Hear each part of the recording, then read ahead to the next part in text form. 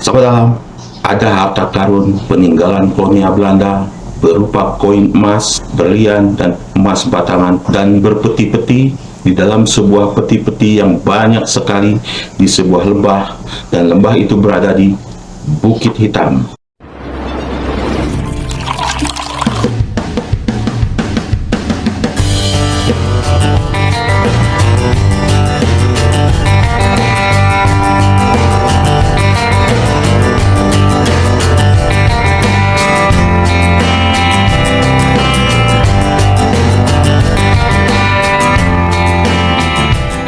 Sahabat alam, kembali bersama saya, Kuliah Gusman di Gap Channel. Dalam video berikut, saya akan memberikan sebuah informasi. Informasi ini berdasarkan hasil dari kegiatan saya bersama penggiat outdoor, pendaki gunung, pencinta alam yang ada di Provinsi Bengkulu, bahkan dari Sumatera Selatan waktu itu mengikuti kegiatan ini, yaitu kegiatan pendakian bersama Bukit Kaba melalui jalur Bukit Hitam sebanyak 45 orang. Dari 45 orang ini, ada 2 orang yang punya kelebihan, yaitu indigo.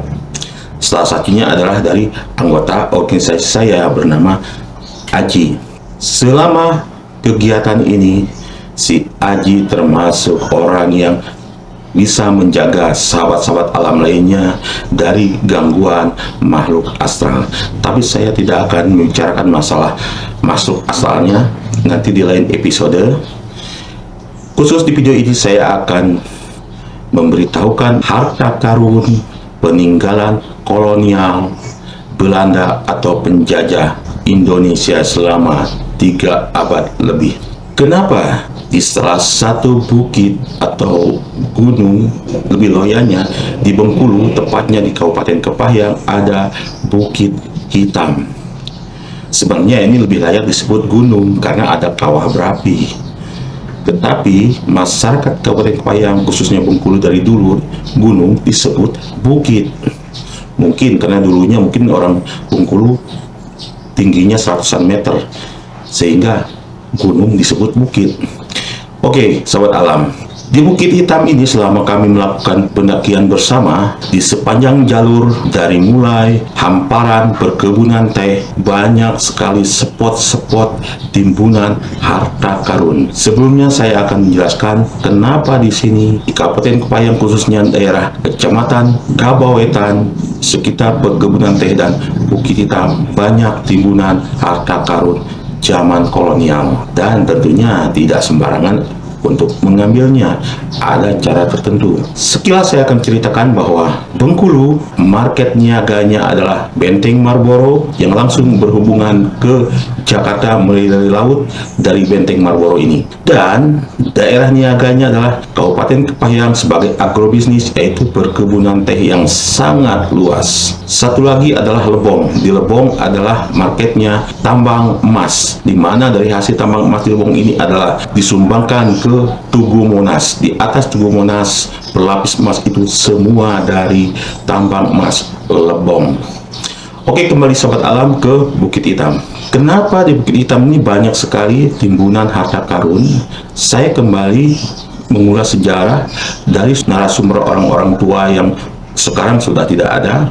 Dulu zaman Belanda katanya mereka juga tidak tahu bahwa dari mana harta-harta seperti berlian, emas itu mereka dapat. Yang jelasnya mungkin dari Lebong juga, berbentuk batangan, bahkan sudah berbentuk perhiasan.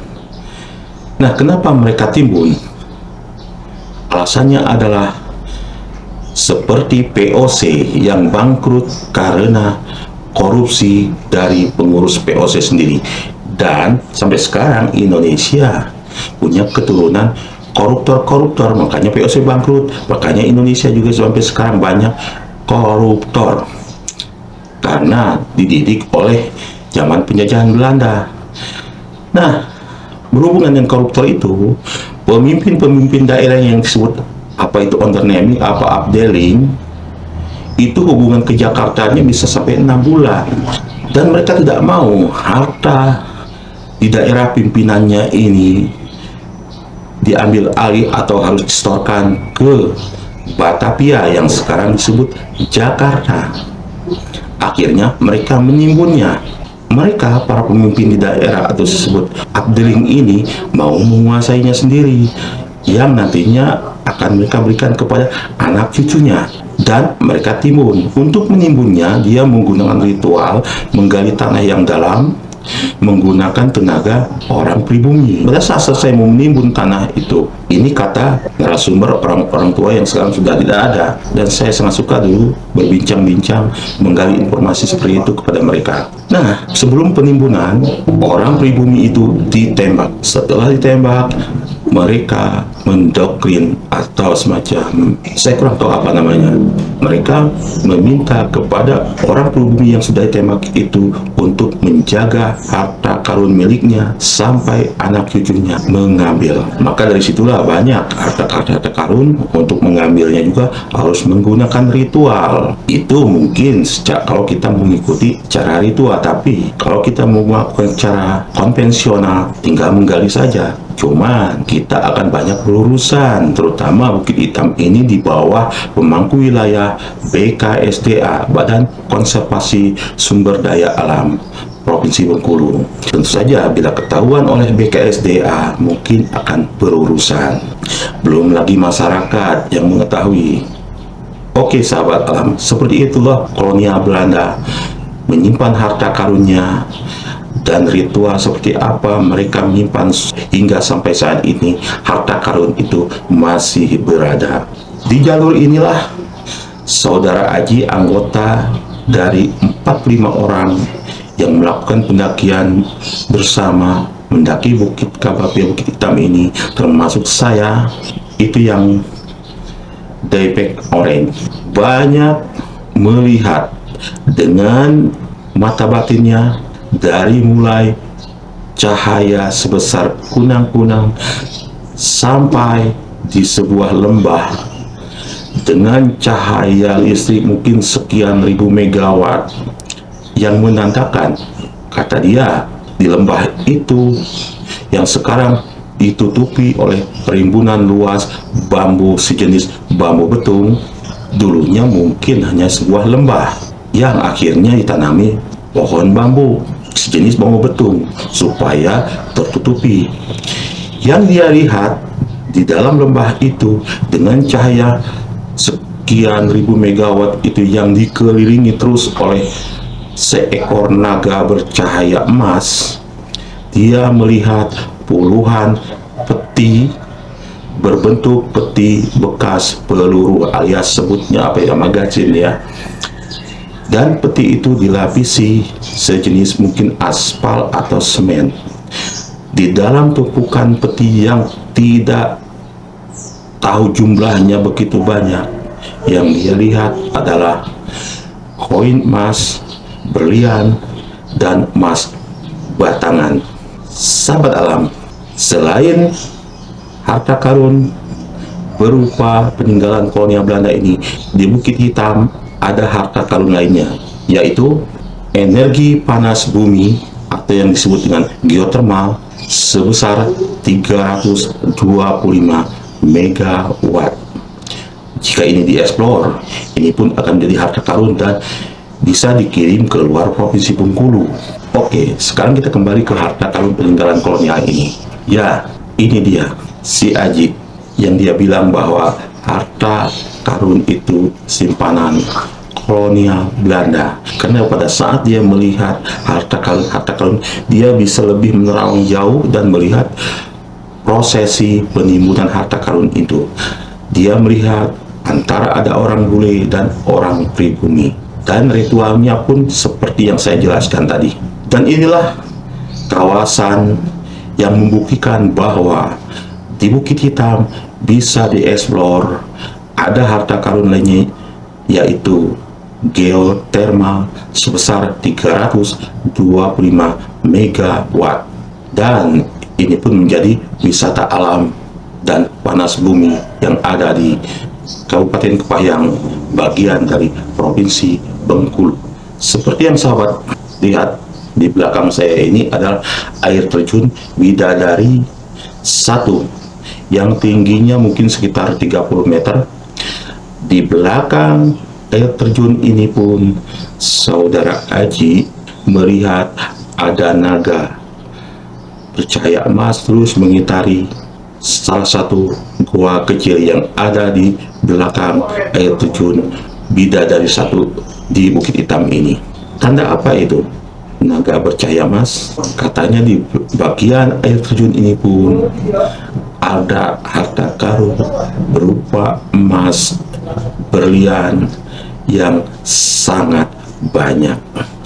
Tapi harta yang paling konvensional di balik air terjun ada gua kecil ini adalah sarang walet. Air terjun Bidadari Satu ini juga menjadi destinasi favorit bila sahabat alam berkunjung ke Bukit Hitam. Itulah kata si Haji. Di balik air terjun ini ada banyak emas batangan. Nih, saya buatkan animasinya si Haji memeluk batangan emas. Dan di atas air terjun Bidadari Satu ada air terjun Bidadari Dua, karena ada dua jalur air terjun. Dari pengamatan penerawangan si Aji, ini batas harta karun yang tersimpan, harta karun kolonial Belanda. Dari hamparan perkebunan teh sampai air terjun Bidadari Dua ini, harta karun itu berada dan berada di banyak beberapa titik. Yang dimaksud titik seperti apa dia melihat?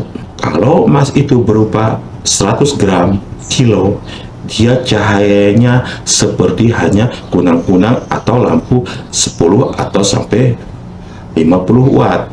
Tetapi harta karun yang berada dalam bentuk peti-peti itu akan ditunjukkan berupa cahaya seperti cahaya lampu listrik, panggung konser, megawatt. Oke sahabat alam, sampai di sini informasi saya.